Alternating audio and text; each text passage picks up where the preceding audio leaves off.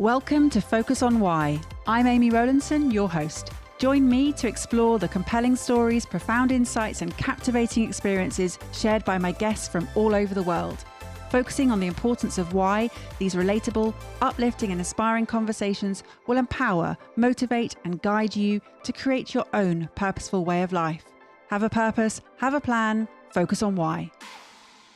Before we dive in, let me share how I can transform your journey as a purpose coach. I specialize in helping you get crystal clear on your why, aligning your passion with your purpose, and crafting a plan to create the life you truly desire. Book a free 30-minute coaching call today. The link is in the show notes. Let's start building your purposeful future together.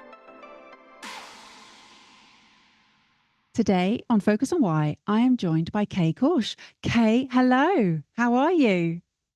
Hi, Amy. I'm so happy to talk to you today. Oh, what's that happiness for? What is it that you're excited about? I love what you do. And, I shed a few tears when I heard you speak. So I definitely want to know you more. And I'm very happy you want to get to know me more. Absolutely. And that's the purpose of this podcast, to sort of dive deep on what it is that you're focusing on and I guess the why behind that focus on why. So, Kate, there's my first question. What is it that you're focusing on right now? Well, I'm almost always focusing on what people look like. I know it sounds very shallow. I'm a stylist and I work with professional speakers and experts, and pretty much all my life, this is all what I wanted to do. And I tried a few different things. And at the moment, what I really am focusing on is on building my program for women speakers.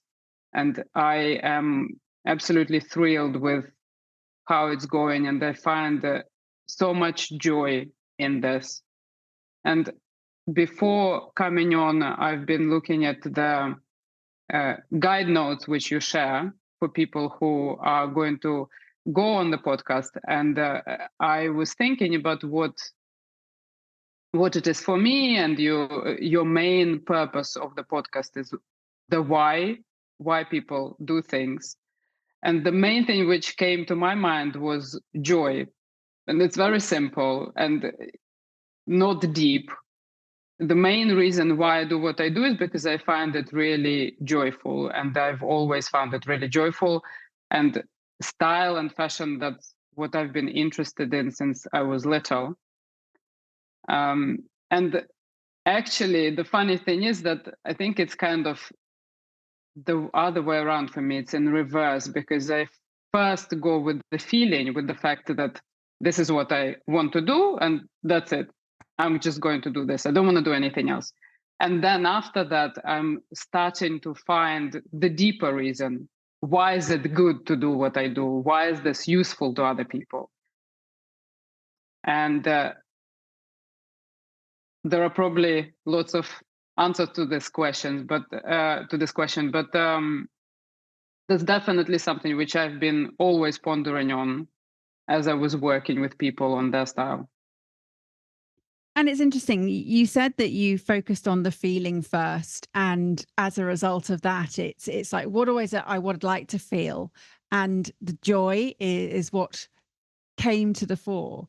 Now, you've mentioned a couple of times about this difference between feeling that it's a shallow or it's deep, and I just want to explore that, because what people look like, and you've always been interested in what people look like. And you did caveat that sounds shallow. Is it? Is it shallow? Well, is it, Amy? What do you think? So something that I heard a long time ago was a show, and it was a professor talking about how when you are children, very young children, you look at other people and you make instant judgments of, am I going to be friends with that person based on what they look like, what they're wearing? And this professor advised that you dress your children to look as attractive as possible to the others, because Hmm. that's all we have at that stage to go on. So Hmm. it's interesting because, you know, my reaction as a grown up is it's it's it is surface deep, you know, to think about what it is that we're wearing, but those first impressions count, and they make a difference, and we are already forming biases based on what it is that we are taking on board visually. So my answer to your question is, I think it is important, much as we would like it not to not be as superficial as that. It's just a part of our processing that we in. I mean, I'd love to know more of the science, but I think, I mean, you might be able to enlighten me about why it's so important. As I was working in fashion and as a stylist, these are the exact things which I've been thinking about. Okay, I want to do this thing. Is it actually important or not? And the thought process which you just shared is exactly what my thoughts are. As then one of the reasons is that in prehistoric times we had to react really fast in split second to analyze, to stereotype the person in front of us. Is it dangerous to be next to this person, or is it going to be a friend? And for that reason, having in some ways a balanced appearance. So we all look different, right? But there has to be a balance, whether it's psychological balance, as in it does it make sense what this person is saying and what they look like? Are those things connected? And also balance in terms of symmetry of what they're wearing, symmetry in the face, symmetry in the figure. And this is one of the reasons why it's important, right? And I would say the other reason is also we always needed to be part of the tribe. So if we look completely different from the people we want to be with and want to be associated with, they're less likely to connect with us. And that's where trends come into play. And we tend to think that trends are frivolous and fast fashion is not good for us. And in a way, of course, fast fashion isn't good. And in fact, fast trends aren't good either. But there are different kinds of trends. There are trends which last for 10, 15 years, and there are trends which last for 1 year. And those trends which last for longer are actually really important to pay attention to, because this is that part of us which makes us part of the tribe. And if a speaker comes onto stage and, for instance, talks about AI and futurism and how we can adapt to the new world, and in that, at the same time, they're wearing outdated stuff, and they just generally look like they came from the 80s or from the 90s, people's trust, even on a subconscious level, is not going to be very high. They're just not going to believe you, even if they don't think about style and fashion on everyday basis. It's just something which is gonna nag them at the back of their head. And the same applies with color and shape. If you're wearing a color which doesn't suit you, you don't look as healthy as you could look. And if you're wearing the shapes which don't suit you, then you're kind of outside that balance, the balance which I talked about, just to kind of make sure that everything is sort of semi-symmetrical, or just in general kind of makes sense. And it's so fascinating, Kay, this whole understanding of colors, of shapes, of styles, of fashion. Something that I invested in was to help my children and my husband. And once I also understood what colors work for myself and what colors don't work, I remember seeing a stylist quite a few years ago, and she said, if you want to look really ill, wear pale yellow and you will look like you're on death's door. And it's so true, right? So, but on pale yellow on someone else, it's their wow color. It makes them look stunning. So it's so key to understand what works. And intuitively, I was told that children know, but what they get dressed by their parents for so many years that then they sort of get, again, they get morphed into a different version, and having that understanding of what works, what looks great, is so empowering. And it was a gift I gave my daughter for her 16th birthday to get her colors done. She then went into sixth form, and fortunately they were quite flexible, and she was wearing red suits and bright colors, and she stood out because everybody else was wearing gray and black and navy and things. But she was confident because she knew it worked, and it opened up an entire world for her in that ability to just own her space. And this is what you're saying. You're this trust, this authenticity, this joy, this connection is coming through purely on getting it right. Yeah, it's interesting what you say about the kids knowing it subconsciously when they're really little. I never really thought of it. I read that it's the case with the food. If a kid is presented with all different foods, they would, over a period of a week, pick the right foods for their nutrition. I didn't really think about the colors in that way. I've got two kids. My 10-year-old daughter always has been really interested in style, a bit too interested. She's probably the toughest client I've got. I definitely taught both of them which colors work for them, and I explained the whole theory of color, which I think is fun and useful. But I wonder what it would be like if they were never influenced by anybody. Yeah, I mean, it's fascinating, and I think it's super young. Don't quote me on this, but it was something like under three to five, they will naturally pick up what's right. And it's really interesting. I remember being dressed by my mum and hating everything that was chosen for me. I mean, with a passion. And now I know, like, she is a spring and I am a winter. And it was just such a disconnect between the two different ways of working. But the theory of color, tell me more about that and how that folds into your work. A lot of people speak about what do colors mean psychologically.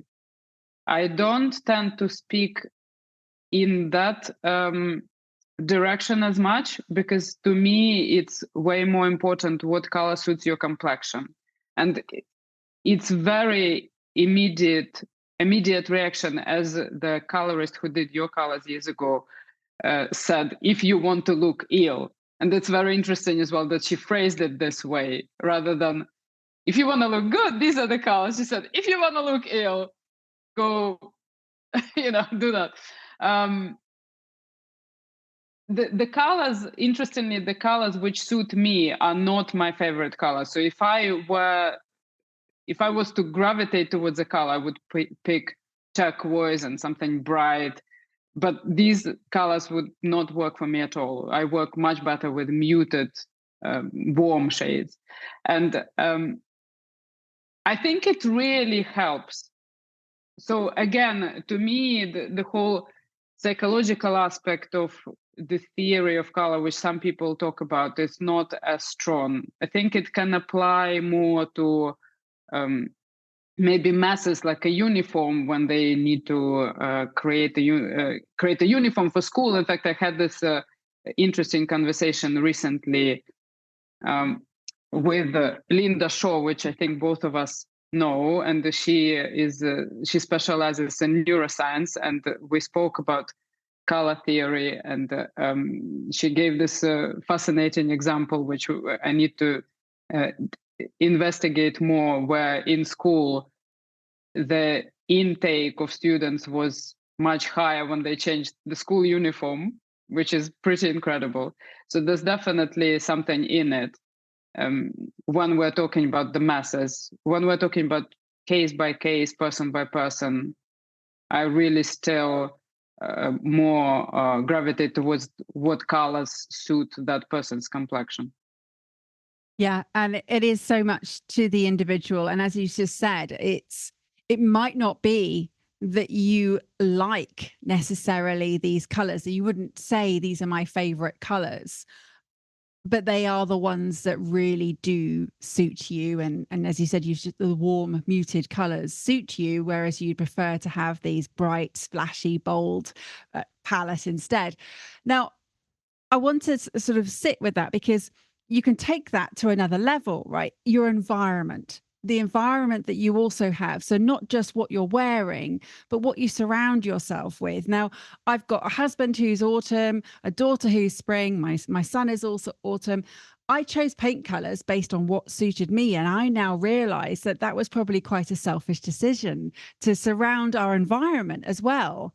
Would you go that far about how to take it for different bedroom colors and things like that for the individuals? Well, in fact, this is where you knock yourself out. I always say, when a lot of people would say to me, I like this color, and because I like this color, I'm going to wear it.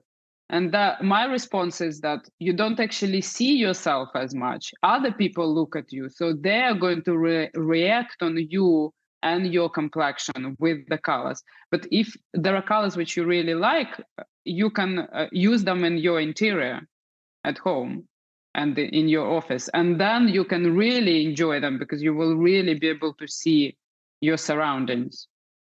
Now, if we're talking about the background, whether it's your virtual background when you speak virtually or you're on stage, this is very important. And obviously, nobody is going to cater for your complexion.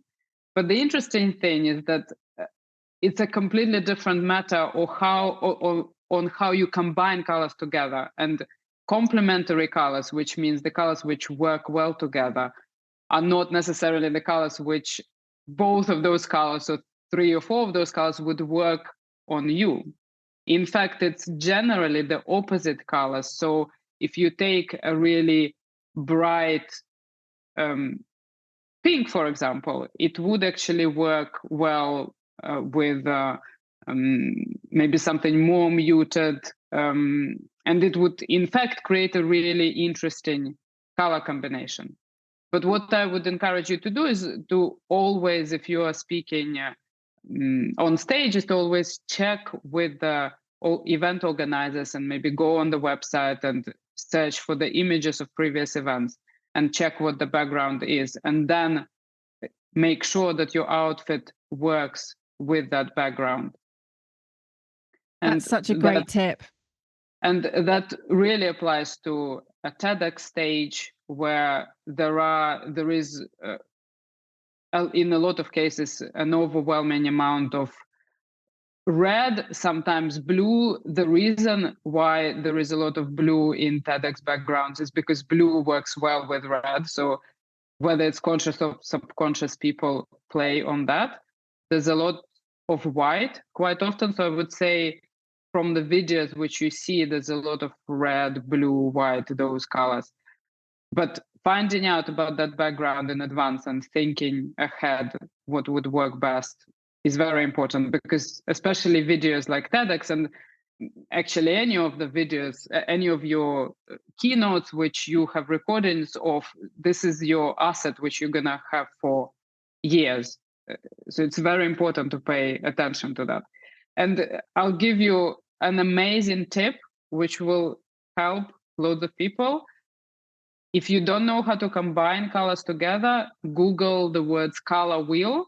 Lots of color wheels will come up. They are a bit different, but the structure of a color wheel is always the same. They always go in a rainbow order. And you can always find online how to use a color wheel. So just looking at color wheels and learning how to combine colors is a really good exercise. I also have a free resource on this, which I can share with you. And I explain in there how you can combine color, and in fact, lots about color as well. Lots of other things. Thank you. I'll make sure that link's in the show notes. Kate, how is it that you said that this is what you've always wanted to do? How did you take those steps to become what you're doing? When I was about maybe 7 or 8 or something, my mom and I were watching TV. We had two TVs at home, and we had a black and white in the kitchen and a color one in the living room. And my mom and I were watching a movie in the kitchen, and I asked her, "What did that woman say?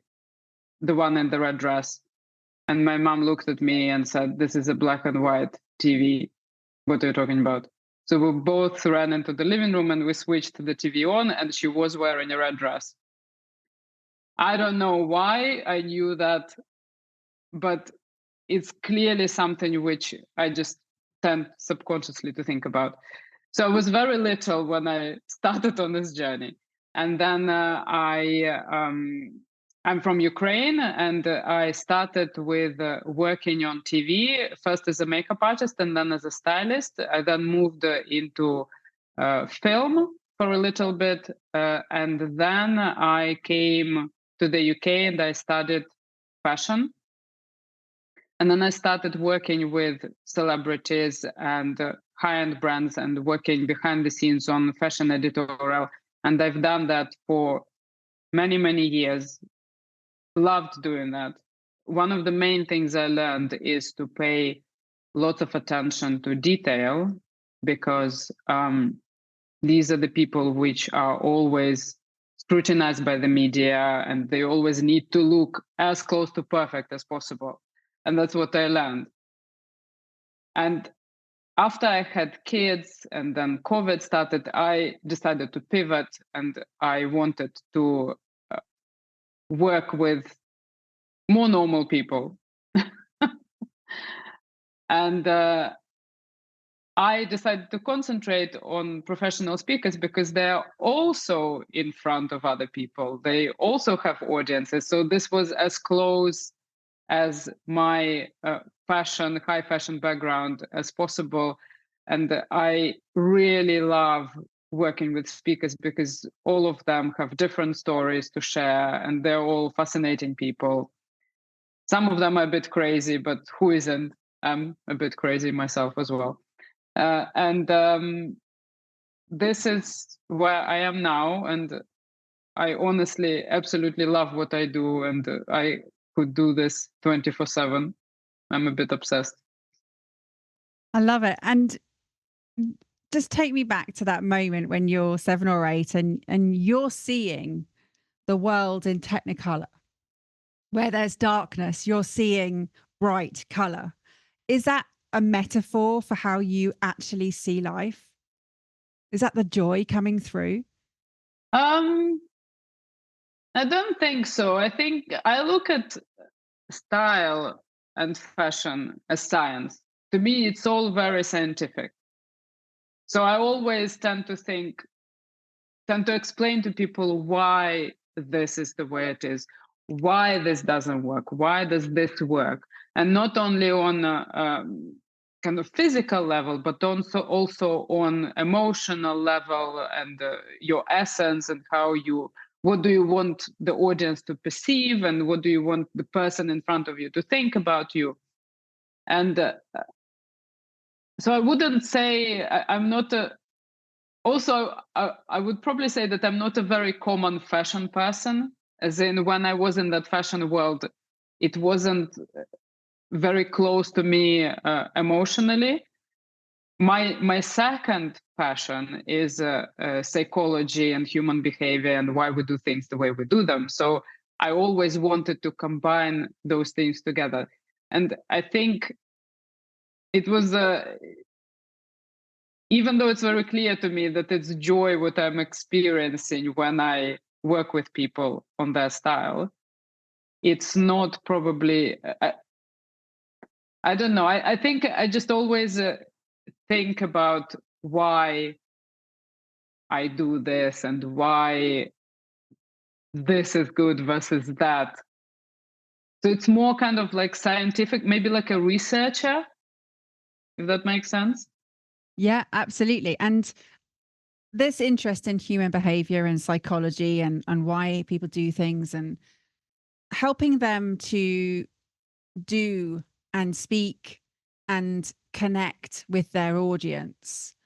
What is it that you're facilitating in ensuring that they are engaging and connecting? The number of times I heard how people feel, the different people feel after they speak to me and they take my advice on board, whether it's just a talk I've given or I work deeply with somebody and they take some changes on board.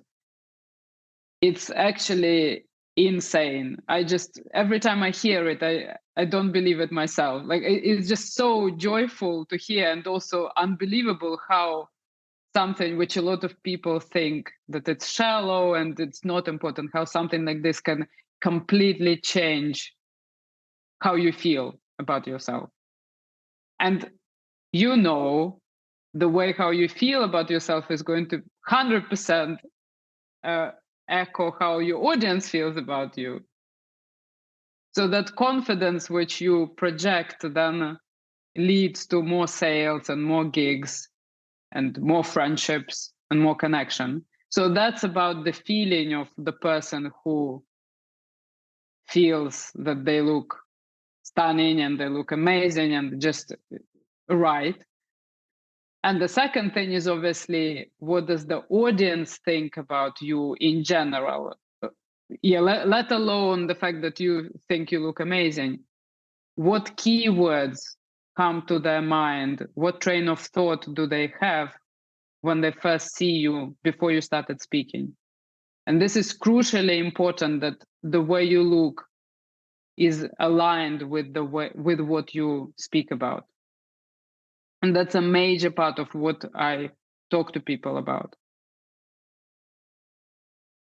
And if you had to describe what it is that you're conveying yourself, Kay, what would those words be? I think creative. I think the way I dress, I'm not very neat, and I never was. My hair is curly and crazy and red, and I am quite loud. I move around a lot. I move my arms a lot. So I think I'm probably one of the things I would say about myself is that I have quite an infectious energy, and I think this is what comes across. If I was talking to myself as if I'm my own client, I would probably say, you are very creative. Obviously, you work in a creative field. What do you want people? Do you want people to see that?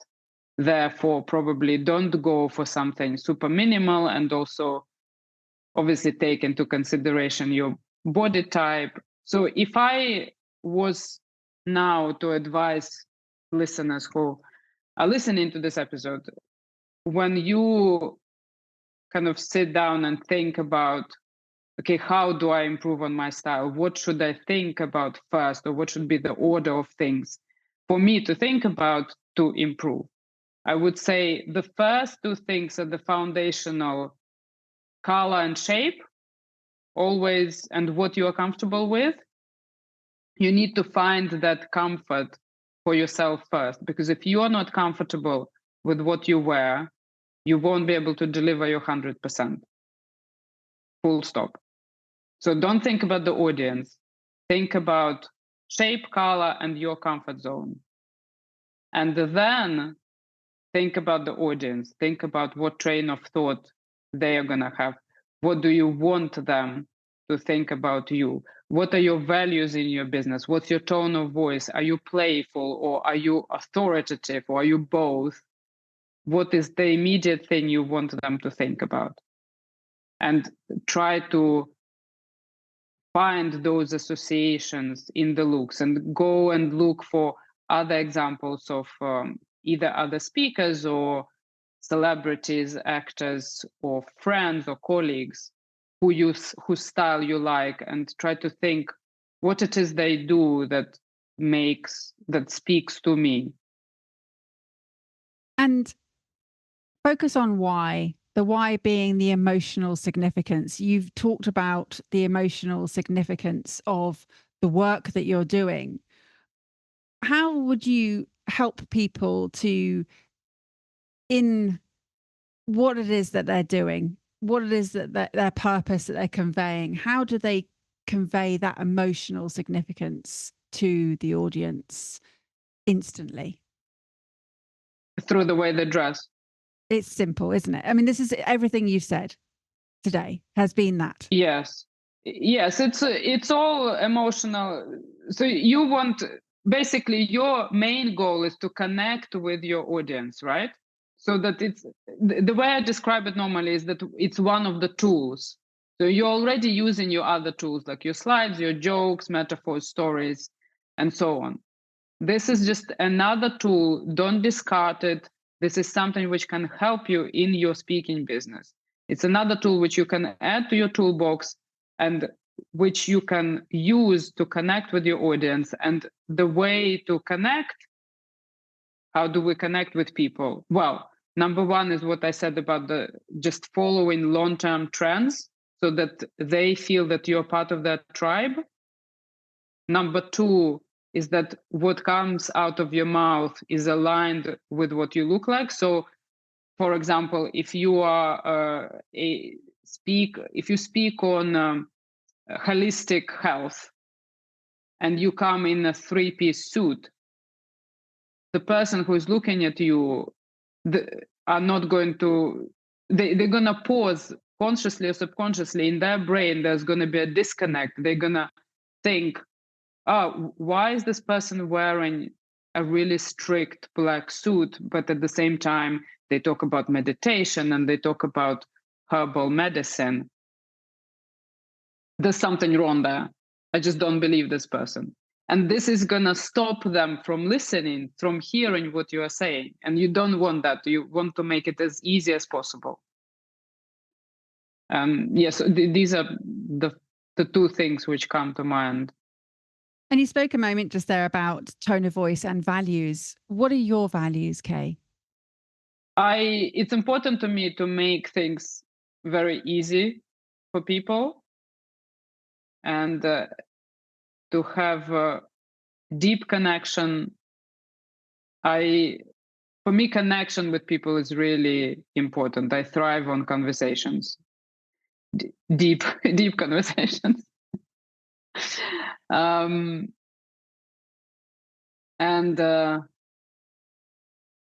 what else?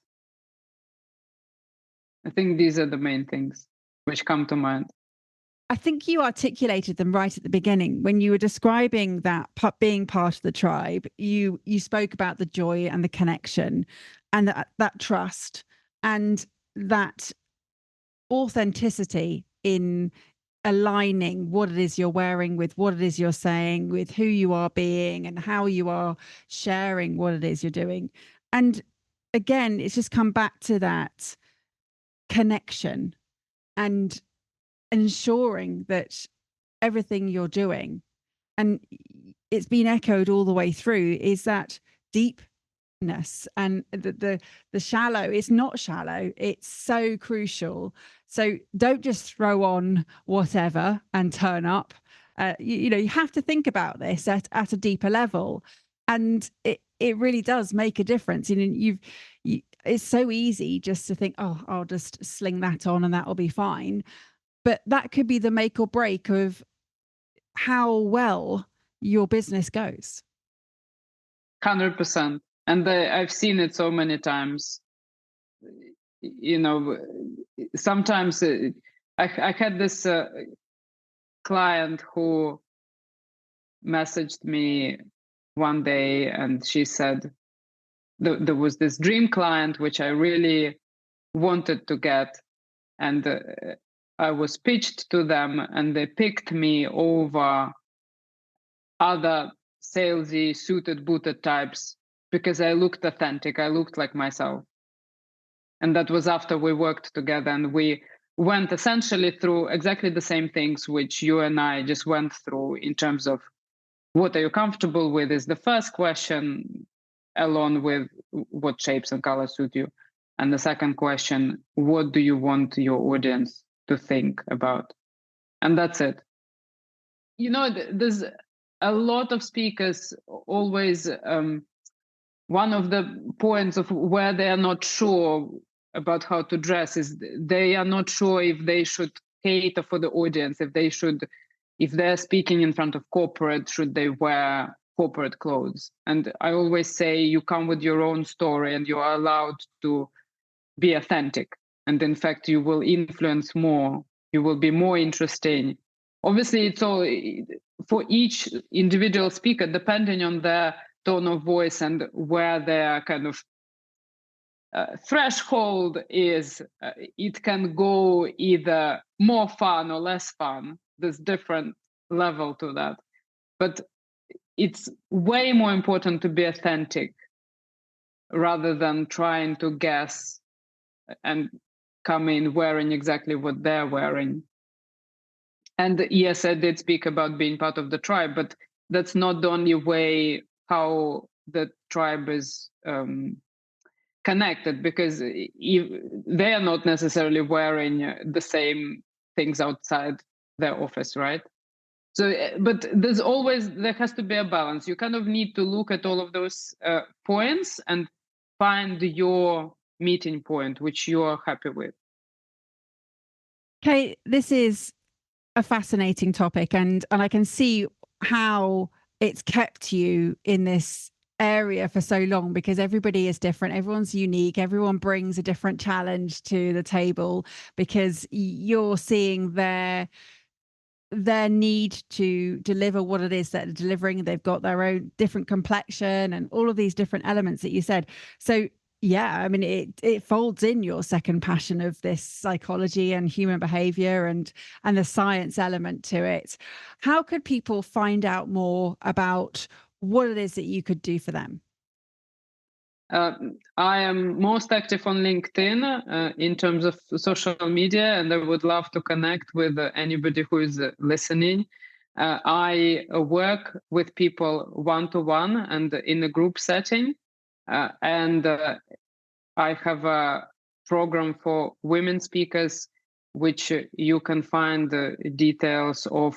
Potentially, Amy, if you share the link to that, that would be amazing. And connect with me and DM me, and I would love to chat with you. Oh, amazing. All those links are in the show notes. Kay, thank you for sharing your focus on why. And I have absolutely loved what it is that you're doing, and being able to talk about the joy that it brings, not just you, but for all of those that you are working with. And then, the ripple effects that you're creating as a result, because they're able to authentically connect to their audience. They're believed, they're trusted, they've built this joy and connection into their work. It's ever increasing, this ripple that you're it's just brilliant. It's really is a very powerful effect. And so don't underestimate what it is you're doing, and I'm sure you don't. So thank you. What is it that you have that you'd like to share as your final words today?